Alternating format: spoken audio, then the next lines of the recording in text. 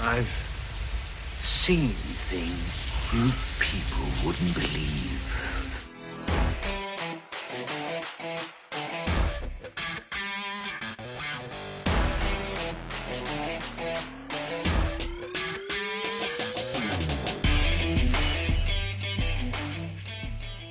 All right, welcome back, everyone, to another episode of the Best Thing We've Seen podcast. My name is Flo. And I'm Gabe. You know, I haven't told you about this. If you look up on the YouTube, if you look us up on YouTube, right, there's these generated captions, right? The subtitles. Oh, okay, yeah. The auto-generated subtitles. And whenever I say, like, my name is Flo, and then you say, and I'm Gabe, on the YouTube subtitles it says, my name is Flo and I'm gay. That's a perfect... You didn't have to tell me that, you know? No, YouTube told me that. It wasn't me. Maybe you should pronounce the B a little bit more, you know what I'm saying? I don't know. Maybe YouTube knows something that I don't. Yeah, that I don't. Try again with a bit more B in it. I'm gay, but... Perfect. Thank you. You're I'll welcome. cut out the first part. All right.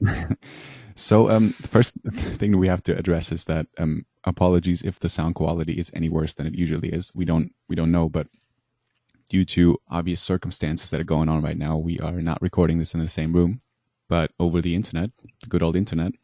And we haven't used this platform before, but let's plug it though, right? Because we're not sponsored by them, but I think it's great that they made that service for free. Yeah, it's incredible, especially for us, for everyone who's in this situation right now and can't record from, I don't know, the same room.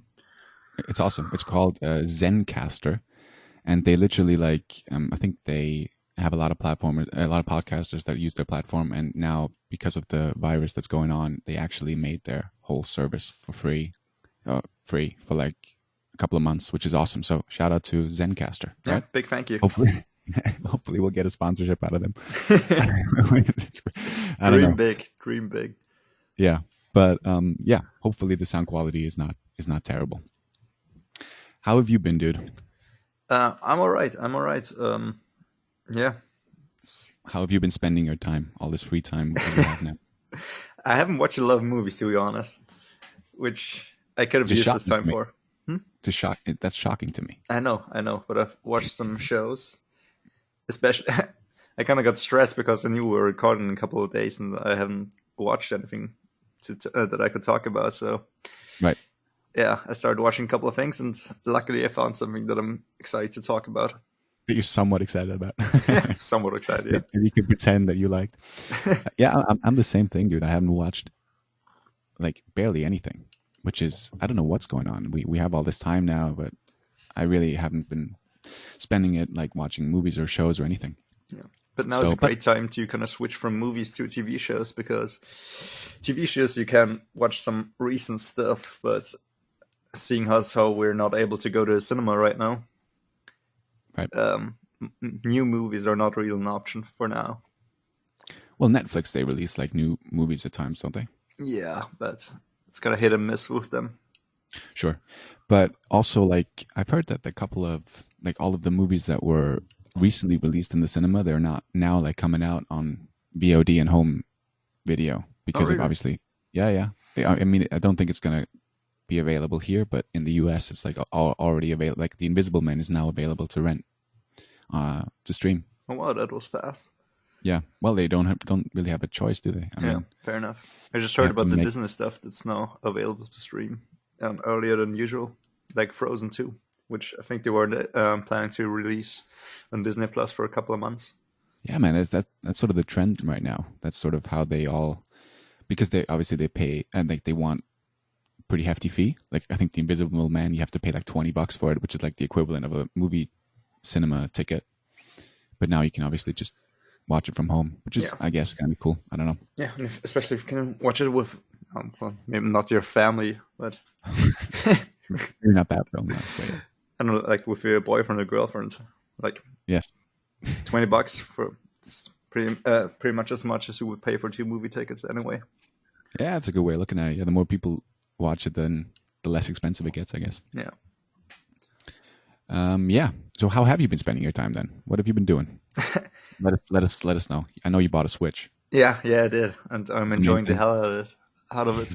So, what are you playing? A lot of Zelda, which, well, I haven't had a Nintendo console for quite some time, so getting back into it is quite fun. Yeah, and playing Smash Bros. Super Smash Bros, which is awesome. I used to play it all the time when I was a kid, I guess, back on the GameCube. Yeah. And I'm excited for all the social distancing to stop, so I can invite my brother back over to play some local co-op. Right, but are you playing with him now? Does he not have a Switch? He doesn't. No. Oh, okay.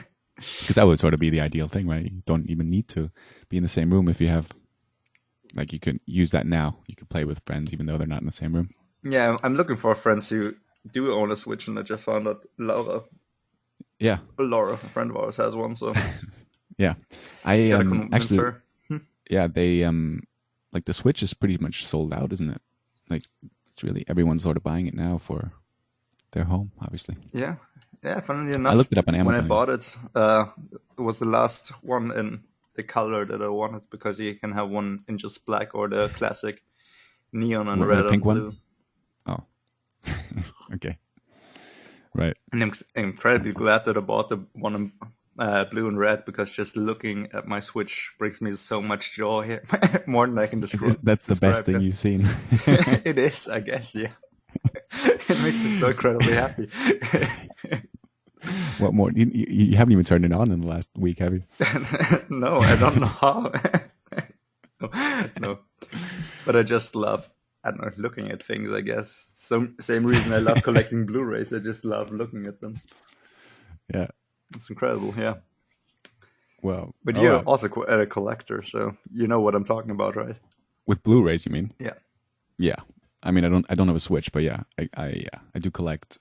Well, I don't. Is it collecting Blu-rays? I don't really look at it that way. It's just like I want to buy the film that I want to buy certain films and watch them again. You know what I mean? I'm not really looking at collecting. Yeah, I don't know, but it's kind of cool to have a special edition of something. And yeah, fair enough. Some Blu-rays I buy, and I know I probably never watch them again, but I just love having them on my shelf. Yeah, it's that and movie stubs, like tickets. That's the one thing I would say I'm collecting. I'm like, I got them like to maybe one day look back at all of them. Look at all the money I spent. Yeah. Well, same with the Blu-rays, isn't it? If you look at it, you just want to calculate one Blu-ray, like what, $10, and you have like a couple of hundred. It's ridiculous how much money we spend on them. But yeah. Everyone has their thing. Right. Do you wanna jump in? Yeah, sure. All right. So, if you're new to this, we talk about the best thing we've seen in the last week or so. Preferably something that's new, so something that came out in the last, let's say, 6 months or so. Seeing as we're stuck at home right now, it's probably going to be a show or a video, or, I don't know, something on a streaming service, I guess. So yeah, that's pretty much it. Yeah. It's my turn to start us off, I think. Right? Because last week it was you? Sure, why not? What was it last week again? Oh, it was Missing Link. No, that was the week before. I don't know. Time is a weird thing. Right no, now. Last week was Invisible Man and Waves. Right. Yeah. But I think it was Waves, right? The first thing was Waves. It doesn't matter. I think so, yeah. So sure, right, man. Start us off. I'm excited about this one because, as I mentioned before, I haven't really watched a lot, but I managed to watch one film that was actually released yesterday on Netflix. Okay. And by the time you're hearing this, it's a couple of days ago, but this is a film, and I'm going to be excited to hear if you have watched this or even heard of this, because it's like a bit of a niche film. I don't know how well known it is, but I hope I can convince someone to watch it. All right. So I've been looking forward to this for a long, long time. It was actually, I think it premiered at Toronto, but I didn't really have it on my radar, even like I didn't even know of its existence. And then a couple of weeks later, I heard about it, and it was sort of sad that I didn't get to see it in Toronto. And then I heard it's going to come out on Netflix. So yesterday was the day. I'm incredibly interested in what you're about to say. Yeah. All right. So the film that I'm going to talk about, or the best thing that I've seen this week, is a film called The Platform. No idea. All right. Anything? Tell me about it. It's a Spanish film. I think I'm going to butcher the pronunciation, but I think it's called El Hoyo. Sure. Which sounds great. Judging from the subtitles that I had on when I was watching it, that means the hole. And if you have seen the trailer, you know why it's called that. All right, I'm gonna pitch you this because I think you would get a kick out of this as well. So basically, what this is, it's a sci-fi film that it's Snowpiercer, but it's not from right to left or left to right, but it's from from up to down. You know what I'm saying? It's like a vertical Snowpiercer. All right, yeah. So this is a great film. I was super excited about it, and it really lived up to expectations because you know me. There are a couple of films. I love these contained films, and they're like Snowpiercer. Like, do you remember when we watched Exam? Yeah, very well, yeah. I know you didn't love it as much, but that's sort of also like that movie almost only plays in one room, and they have to figure out certain tasks and stuff. Or Cube. Have you seen Cube? No. What's that? That's also like people waking up in a big cube, and then they have to make their way out of that. It's sort of all of these things inspired the platform. And I'm going to name one more film that I really had to think about, that I thought about a lot when I was watching this because it reminded me so much of it. Do you remember the short film that Denis Villeneuve did? They're called Next Floor. Yeah. People just keep eating and then fall from floor to floor. Right. And that's basically the premise of the platform. Here it goes. I'm not going to spoil anything. Don't worry. Here's the premise. Here's the premise. Sounds incredibly weird. Here's the premise. A guy wakes up in a room. Next to him, there's one other guy. There's two beds, right? So in every room, there's two people. In the middle of the room, there's a big hole. And above on the ceiling, there's another hole, right? So you can look at these things as floors. Below you, there's two other people, and above you, there's two other people. And once a day, a giant table full of food is lowered from the top to the bottom. Bottom, that sounds very British. From the top to the bottom, right? And all right, yeah. It stops at every floor. So the people that are in the higher floors, they get the full meal. And then the leftovers, they get lowered to the one floor that's below them, right? So then the people who are below them, they get to eat what's left over. Are you following this? I'm following, yeah. So then the people, what they leave, the next people get to eat, right? But there are so many floors, right? So the people that are on the bottom, they barely get any food, if any, right? So that's the this premise alone, right? That's a fucked up premise, because they're kept there, right? It's like a prison. So they're it's a horror film, right? There's some disgusting things that are happening in this film. Disgusting. It kind of sounds like Snowpiercer, right? Like the people further back get nothing. Absolutely. And the higher and like once a month, right? The people get put to sleep, and then they wake up in a different floor. There's always that anxiety. What floor am I going to wake up on? Is it going to be a low, like in terms of digits? Is it going to be a low one? Is it going to be a floor that's high up, or is it going to be a super? Is it like at random, or can people do something to increase or lower their rank? I believe it to be random. Okay, but it's not really. That's not really that's not really talked about in the film. That's not that important, that thing. You know what I'm saying? All right. But you get the reference to Next Floor as well. It's basically Next Floor and Snowpiercer combined, and that sounds incredibly weird. It is. I know what I'm going to watch today. It's incredible. It's like a 90-minute film, so it's really quite short and precise, and it gets to the point. And you know me, I love those films, and that one I really liked a lot as well. At times it was really, really difficult to watch because gross things are happening, and it doesn't shy away from showing that. So it's if you're if you're not into that kind of thing, and if you're not you don't want to see like gore or anything, then I wouldn't recommend this by any means. But if you like the Snowpiercer and Cube and Next Floor, it also reminded me a bit of Mandy, the Nicolas Cage film that came out last year, I think. Just that, not from the story, just from the visuals. They're like literally like identical frames at times, which I thought was quite interesting. I wonder if the director of this really took inspiration from that, but that was just visually. But the other films that I mentioned, they're all like they're dealing with the same topics, and it's really, really is it good. From a first-time director, or is it anybody you know? I don't think so. I don't think so, but it's a Spanish director, and I don't think I've seen anything else from him.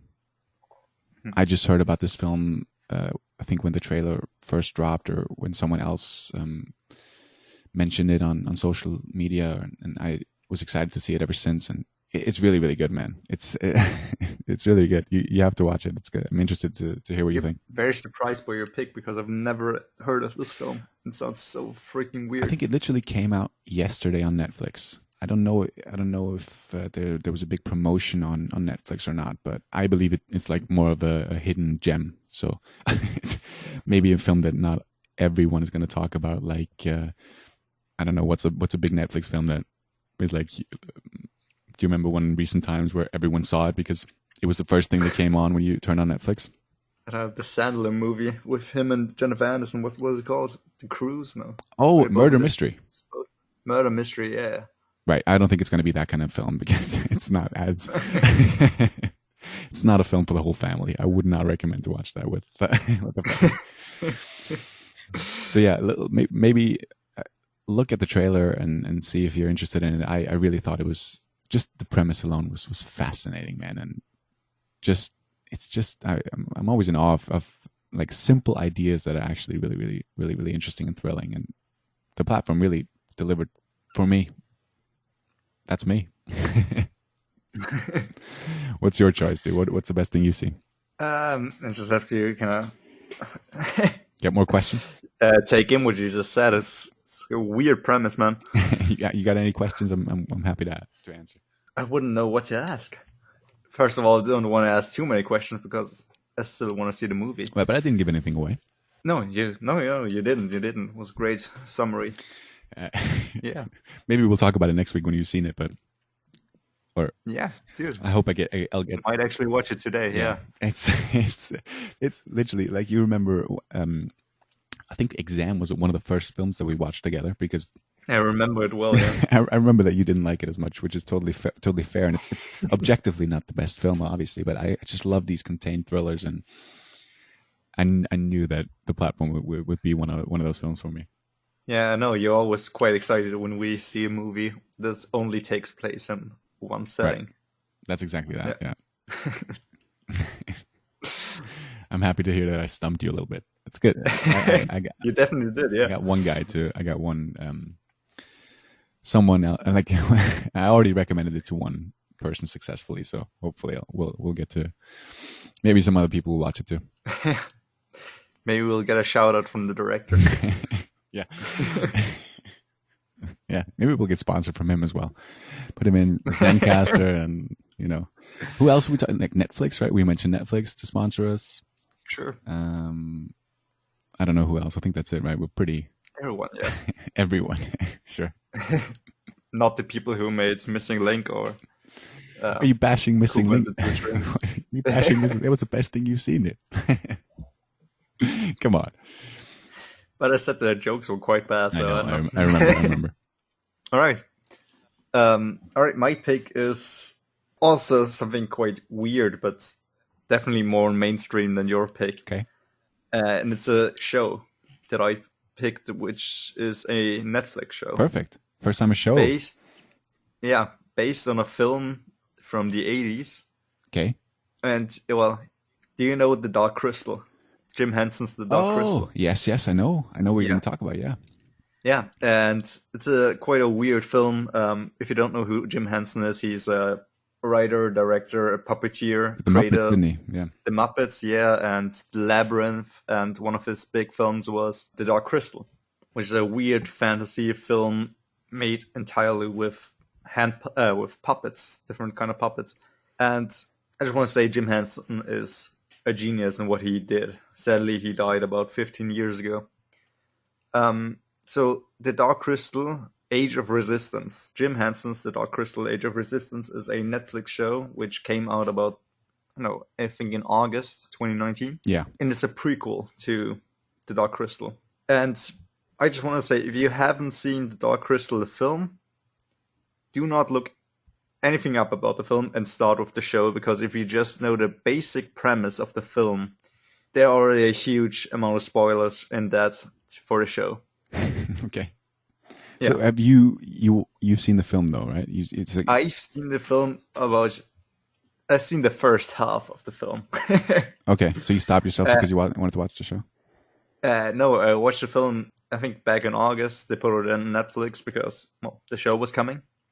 And I just want to say this was released 7 months ago, so it doesn't count, dude. I'm sorry. Yeah, I'm sorry. Yeah. No, I'm just kidding. I'm just kidding. Well, no, I started watching the film. I was incredibly tired when I started, and I think I pretty much fell asleep after a while. Yeah. And then I never continued. And then I heard that Dark Crystal Age of Resistance is a prequel. Sounds like a Terminator film. I'd wait. Sounds like a Terminator film. Why? The Age of Resistance? So no. Are you kidding me? No. Well, Dark Crystal is, first of all, yeah, it's pretty much entirely made with puppets. There's some in the show. There's some CGI now, but it's very minimal. It's mainly to hide the puppeteers and to kind of hide some tricks they're using. But there are some scenes where they use CGI, and it's very noticeable. Those are my least favorite scenes because it's kind of a weird contrast between the puppets, which have this charm about them because they're still kind of clunky and how they move and everything. And then there are these scenes where they, one character just swings from tree to tree and he looks incredibly skilled, and then he's back on the ground and you see them, like his upper body, and you see him move and he looks like a puppet. And then he, just seconds before, you saw him, I don't know, be incredibly fast and nimble, which I don't know, didn't fit together for me, but yeah. Right.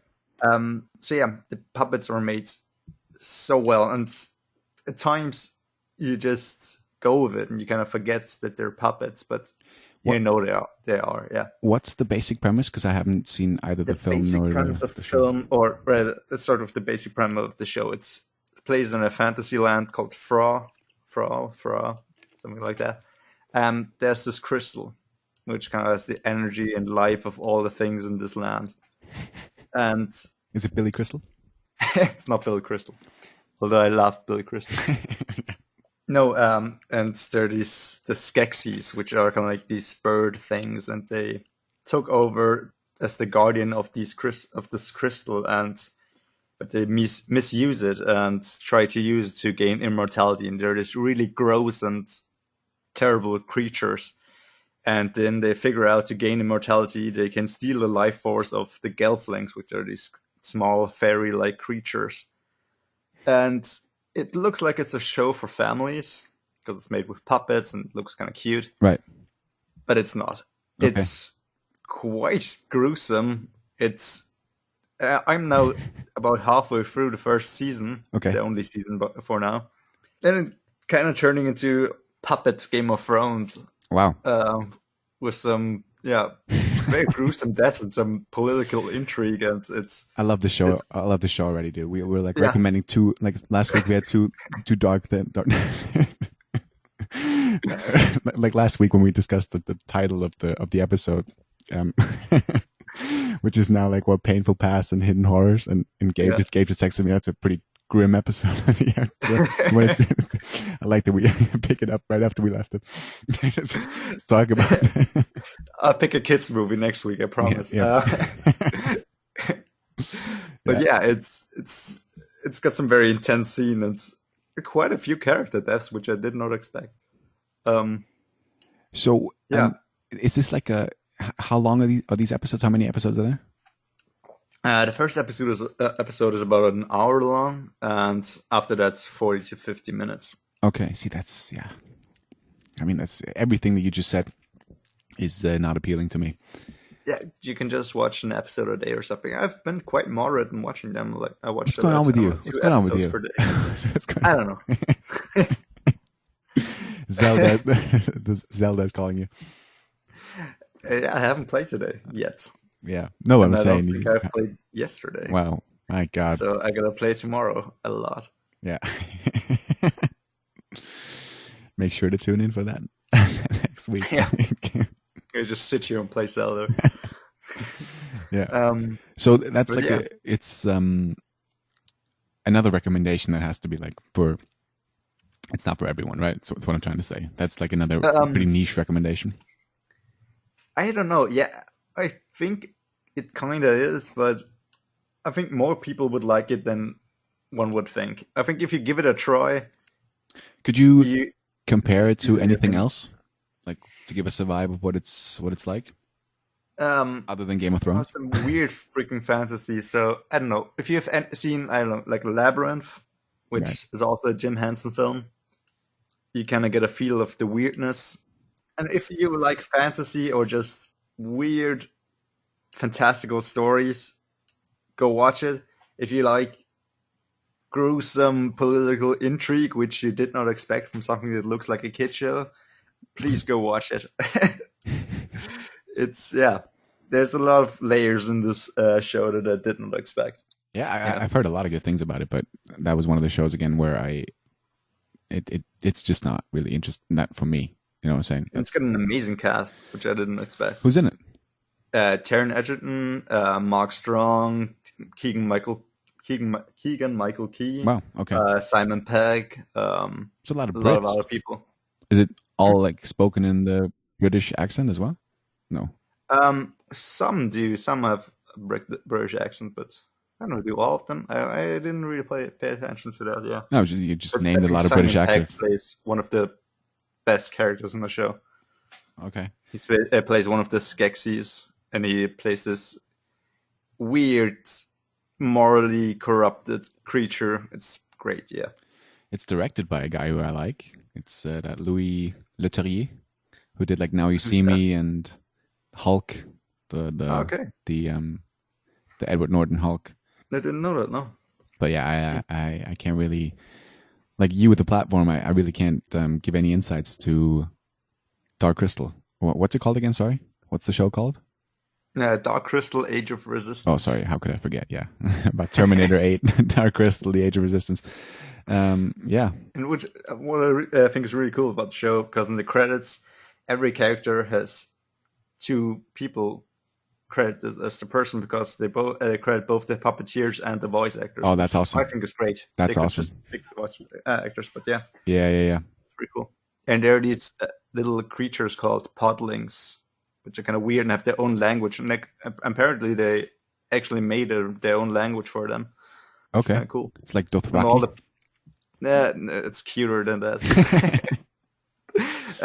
But apparently all the podlings are voiced by their puppeteers. Okay. Which is also pretty cool. Yeah, that's awesome. Yeah. You see a lot of love and labor went into this show. Yeah. It's another good example of great credits that you just mentioned, like The Invisible Man. We talked about last week. Yeah. I actually just today read a tweet from the director of The Invisible Man, because he did like Did he thank us? Yeah. Shout out. No, I didn't see it. If he did, I didn't see it, but I'm sure he did. What was that? Like he did because of the home video release of his film. Now he did like a watch along or something like that, where people could ask questions. And one of the someone asked him about the end credits, and or just told him that they loved the end credits because it was so beautiful and the score was so amazing. And he replied that yes, that he's such a fan of the end, of the music, especially for the end credits. And I liked hearing that, because we obviously talked about that last week, and I like that he. Were you the person who wrote that comment? It wasn't me. It really wasn't me, no. But I did. I replied to the original guy who asked the question. I told him, yeah, I agree. We did a podcast about that. You want to check it out? Gotta plug it wherever I can. Yeah, sure. Yeah. All right, man. So, have you seen anything older? Like we need like a jingle, right? Once we get into the old section of the podcast, as we now lovingly call it. Older. I started rewatching a show that I rewatch about once a year. Is it Futurama?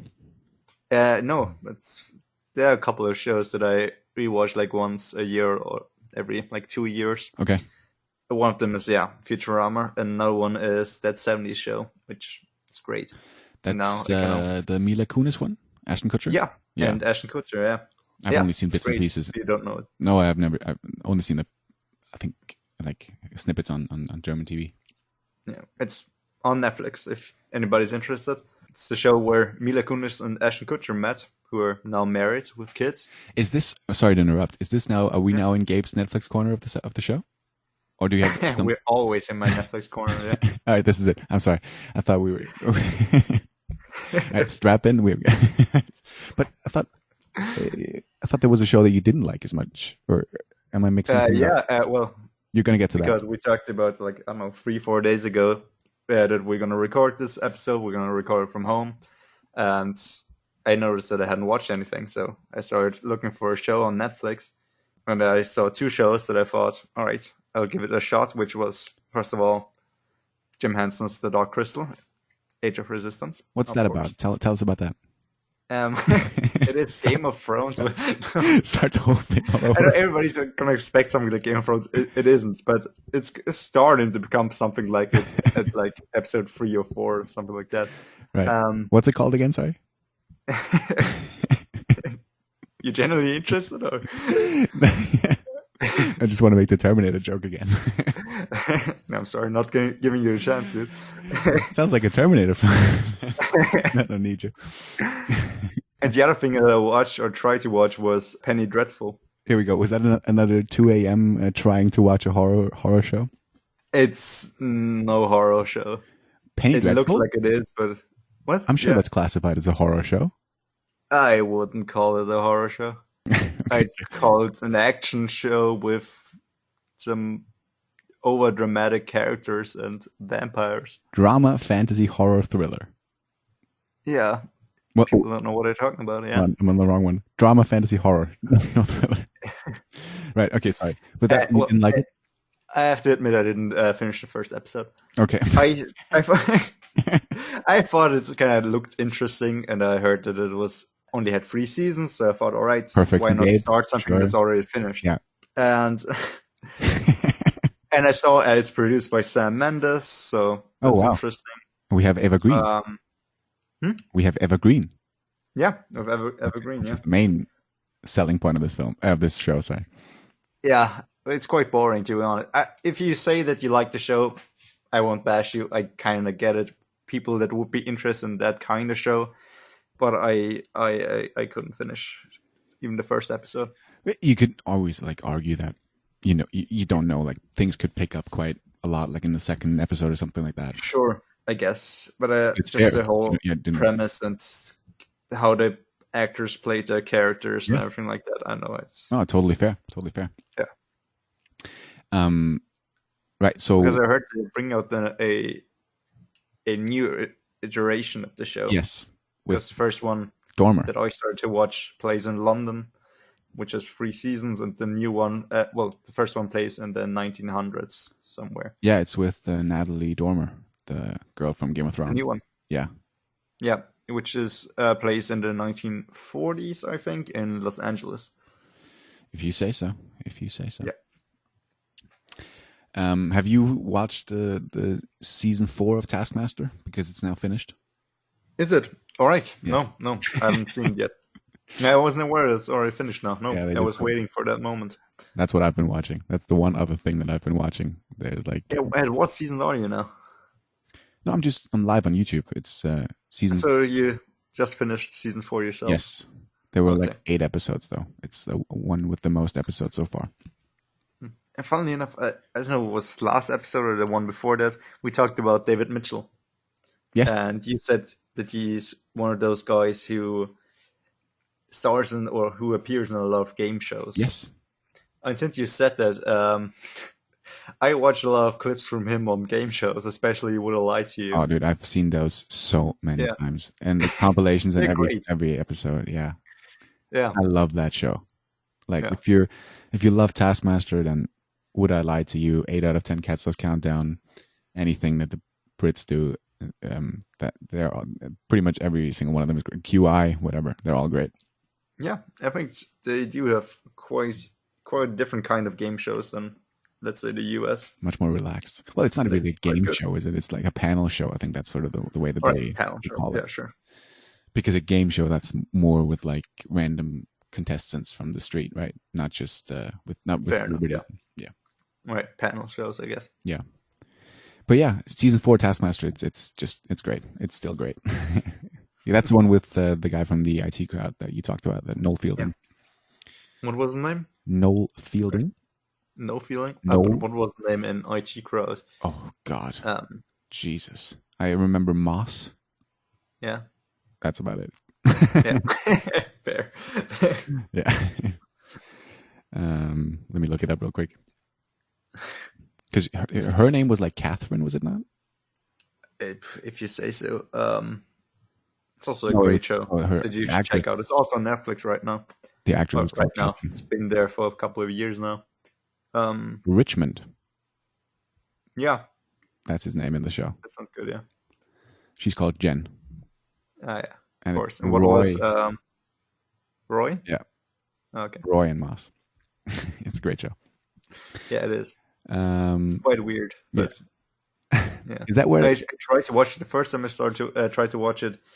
I saw that they had background laughter, which I normally hate, but there are a couple of shows that I can deal with that have yeah. I don't mind in this one either. That one. Yeah. Or that 70 show also has a laugh track. But it's alright. Is the phrase like "turn it off and on again"? Is that from the IT crowd, or did they? It is, yeah. That wasn't a thing before. Well, I guess it kind of they made it a running joke. Popular thing to say with IT people. Yeah. Most often the right answer or the right thing to do if you have problems with your PC. Yeah. But yeah, I guess they made it into kind of a catchphrase. Yeah. They made it popular or whatever.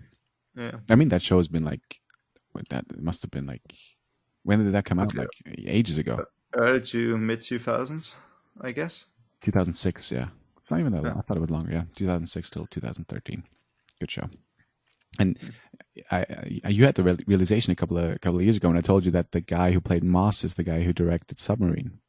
Yeah, which is a Craig great Roberts. film. Yeah, Craig Roberts, which is where I know him from. Craig Roberts, you might remember him from Red Oaks. Isn't he called Craig Robinson? Show on Amazon Prime. Robinson? Craig Roberts. Oh, Roberts. Excuse me. Yeah. Great show, yeah. Submarine is a great film. This weird indie British film. But yeah. It's one of your favorites, I remember. Great soundtrack. Great soundtrack. Yeah. Right. So, do we have anything else? I don't know. Did you see anything else except Taskmaster and the platform? No. It was Taskmaster was like the one thing that sort of I was watching throughout the last couple of weeks, and obviously now finished like a couple of days ago. The last episode was published, and the platform I saw yesterday. So that's it. Well, you just gave me a couple of things to watch. The Taskmaster. Yeah, I forgot the first thing. Yeah, the second thing. Sorry. Yeah, I mean, I guess that's it, right? Because once again, this is like a bit. We're doing this on the fly. We're doing this on a new system. We're not really used to this, and we hope that the audio quality is somewhat fine. And I guess this is going to be the way that it's. This is going to have to be the way that it's going to be for the next couple of weeks, and however long this whole thing is going to take. But I'm happy that we found some sort of solution that seems to be working quite all right. Yeah, and thank you for borrowing me your microphone. Sure, no worries, dude. I just hope, I just hope we can uphold the quality as much as possible. Yeah, like just from the the quality of the microphones and stuff. What we talk about, I can't really, I can't influence that. So I think that's it. Once again, we hope that we have given you some things to watch in this time now that obviously a lot of people will watch more than they usually do, and maybe you picked up some recommendations today that you feel are interesting, and please watch them and maybe even let us know how you liked it, and right. Thank you for listening. Yeah, thank you for listening. By the way, we have like 4 ratings on iTunes, which is exciting. I mean, it doesn't sound like a lot, but it's 4 people. So we want to thank every one of those 4 people who left a rating. And if you haven't, that would be nice if you could do that. And you can always find us on Twitter at Best Thing Radio, on YouTube, and every platform that's out there. All right. Yeah. And any final words, Gabe? No, we hope you liked our recommendations. We hope you have a nice time. Stay I think safe. we all could use a good show of film right now. Yes. And yeah, we hope to hear from you, or you hear from us next week. We hope. Yeah. Yeah, that's good. Yeah, man, you're right. All right. Take care. See you next week. Bye.